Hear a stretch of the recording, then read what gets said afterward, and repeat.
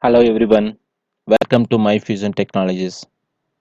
Today I came up with a special topic that's called what is schedule process and how does schedule process works in Oracle Fusion HCM. In today's session, I'm going to demonstrate about these topics. Why do we use schedule process in Oracle Fusion HCM? How do we cancel or delete or hold the one-time schedule process?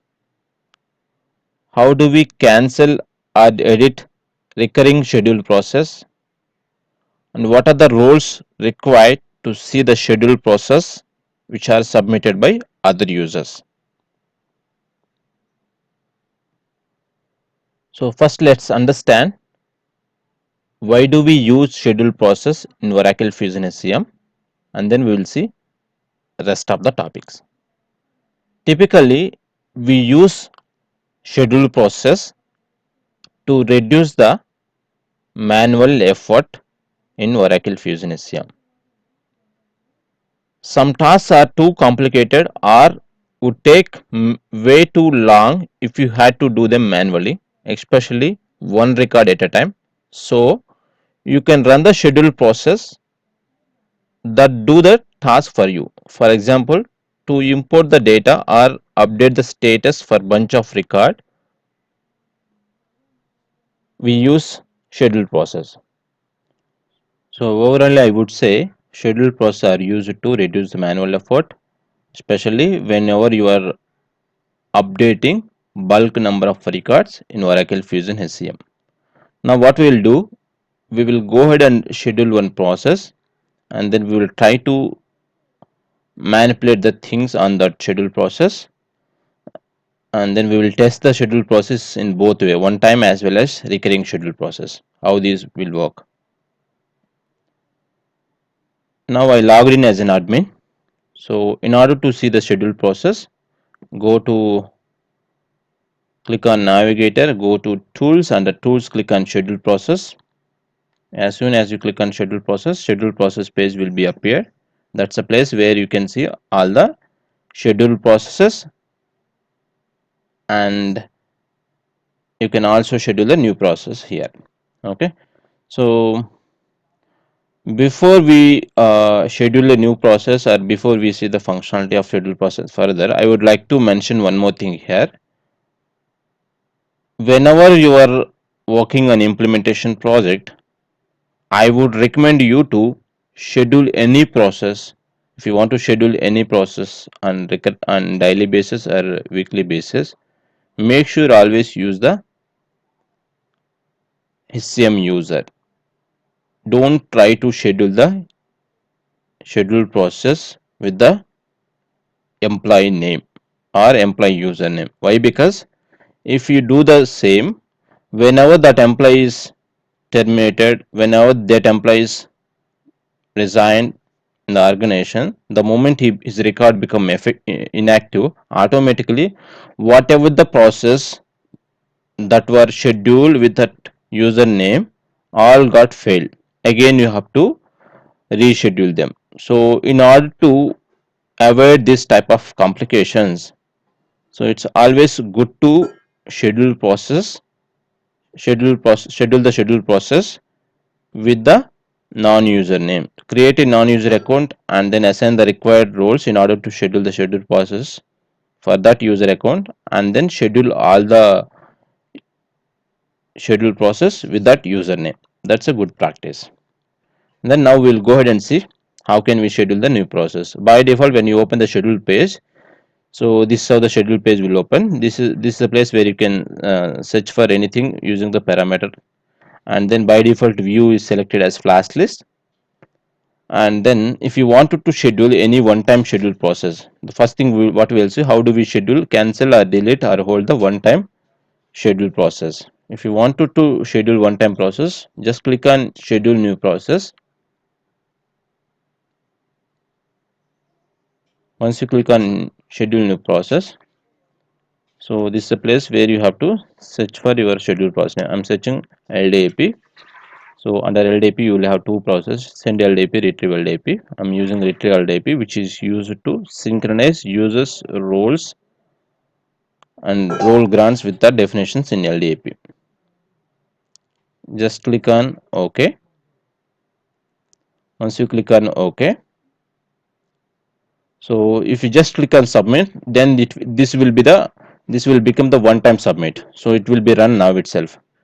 If you wanted to schedule this process on monthly basis, daily basis, or weekly basis, then you have to use the advanced. Now we will do one-time submit. Just click on submit. Once you click on submit, the process will be submitted, and then refresh it. Once you refresh it, you can see the schedule process status. So let me see here. Yeah, this is my schedule process. It's running now. In case if you wanted to keep it on hold or cancel the process of the schedule process, simply click on this one so that this will be cancelled. So once you click on cancel, just refresh it. So this will be cancelled now.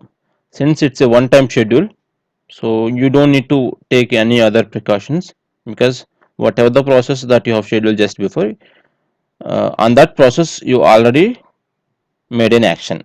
That's fine. Now we will see how to schedule required schedule process. In order to schedule a process on monthly basis or daily basis or weekly basis, just first select your process now. So I'm selecting my process in the LDAP. Select your process, click on OK. Whatever the process that you wanted to schedule, just select the process and then click on OK.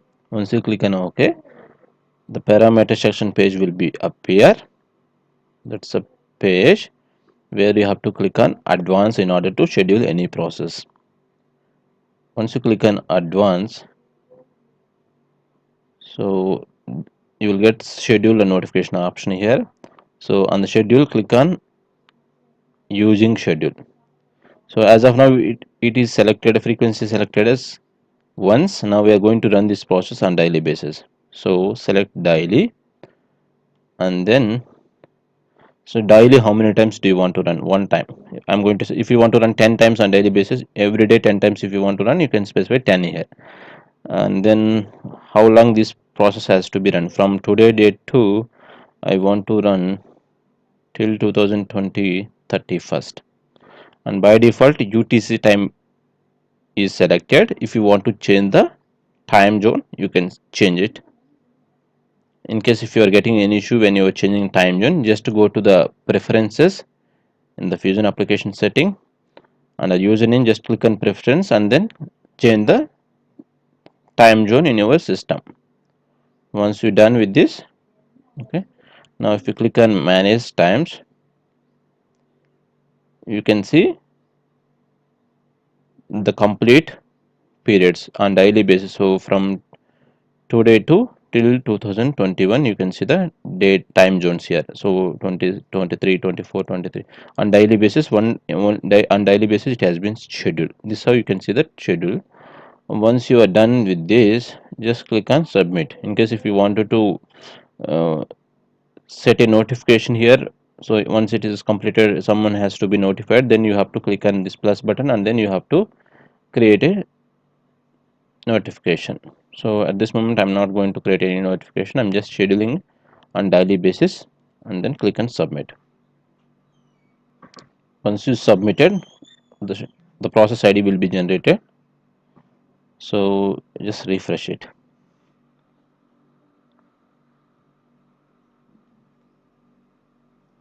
So yeah, refresh it.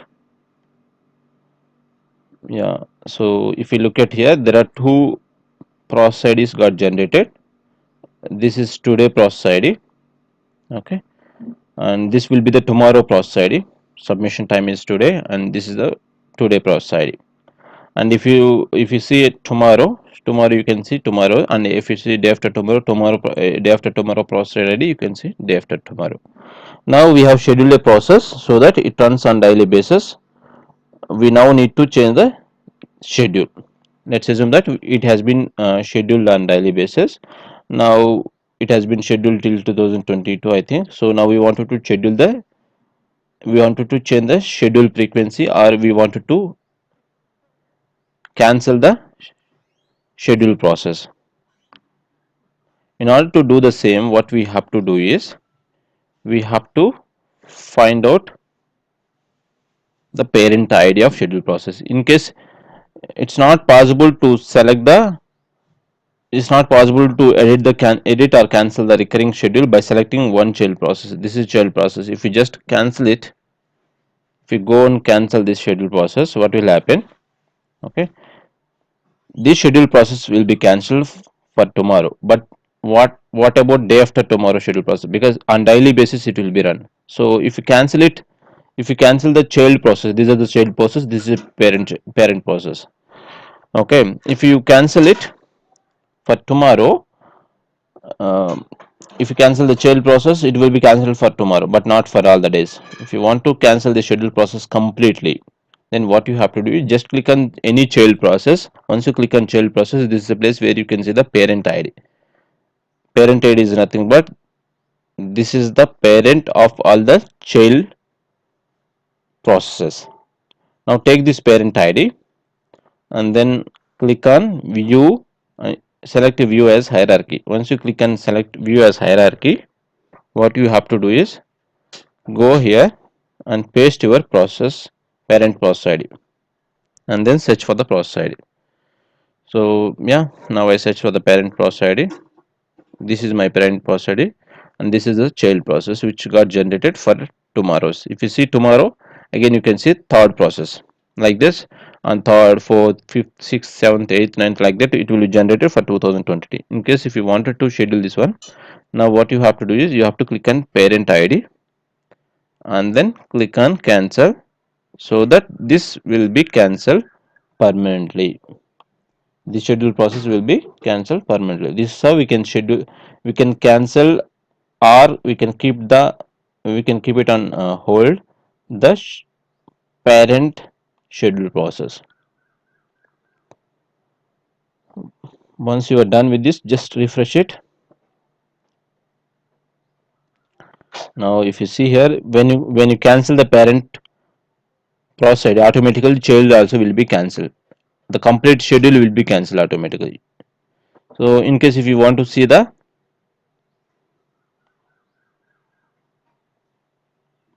output of this schedule process, this is a place where you can see now my schedule process has been cancelled successfully. Now why do we need to select this hierarchy? What actually hierarchy view does? The hierarchy view shows you the structure of nested process or process sets within that process. Whenever you wanted to see the child process and parent process and its respective child process, first you have to go to the hierarchy, and then you have to search the parent process ID, and then you can see the parent process. That's how you can see the details. Now now we have seen how to schedule the one time process and how to make the changes on that one time schedule process, and then we have seen how to cancel the recurred schedule. Typically when you schedule any process, that schedule process will be accessible to you only. What if you wanted to see schedule process which are scheduled by other users as well? Are you getting what I am trying to say? I wanted to see the scheduled processes which were scheduled by other users, not only by you. To see the same, what you have to do is go to the security console, and then you have to assign ESS monitor role to your user account. Then only you can see the scheduled process which are scheduled by other users.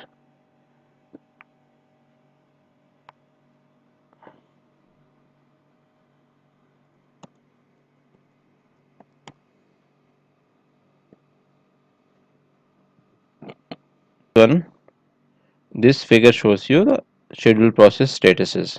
So you can see different process: blacked, cancelled, cancel, completed, error, auto, hold, phased, and all. Hope you understand. In case if you have any questions, you can revert back to me on this. I'm happy to help you. Thank you. Thanks for watching.